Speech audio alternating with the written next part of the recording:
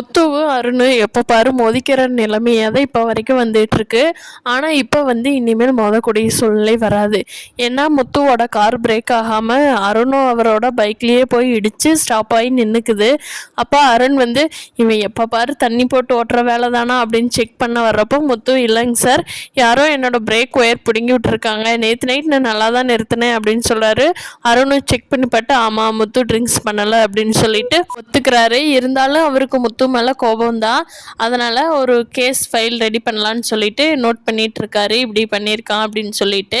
அப்போ அந்த வழியாக வந்த சீதா மாமா என்னாச்சு, என்ன இங்கே நின்றுட்டுருக்கீங்க, என்ன கார் முன்னாடி அடிவிட்டுருக்கு, என்னாச்சுங்க மாமா, யாராவது கொண்டு வந்து விட்டாங்களா அப்படின்னு சொல்லி கேட்டுட்ருக்காங்க அருணை பார்க்காமையே.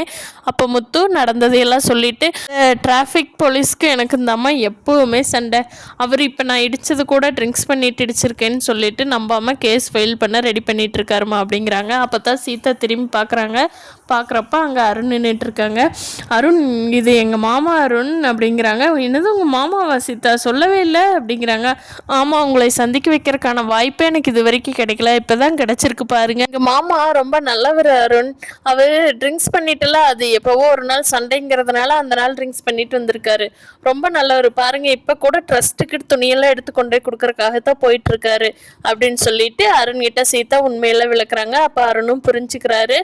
சரிங்க, உங்களுக்கு நான் ஹெல்ப் பண்ணுறேன் வாங்க அப்படின்னு சொல்லிட்டு எப்படியாச்சு என்னென்ன டீட்டெயிலாக கேட்டுட்டு, சரி உங்கள் ஏரியா பக்கம் இருக்கிற சிசிடிவி கேமரா செக் பண்ணலாம் வாங்க போய் பார்க்கலாம் அப்படின்னு சொல்லிட்டு பக்கத்தில் இருக்கிறது போலீஸ் போய் கேட்டாங்கன்னா தான் எல்லா சிசிடிவியும் பார்க்க முடியும் இல்லையா, சாதாரண மனுஷங்க போனாங்கன்னா அப்போ காட்ட மாட்டாங்க.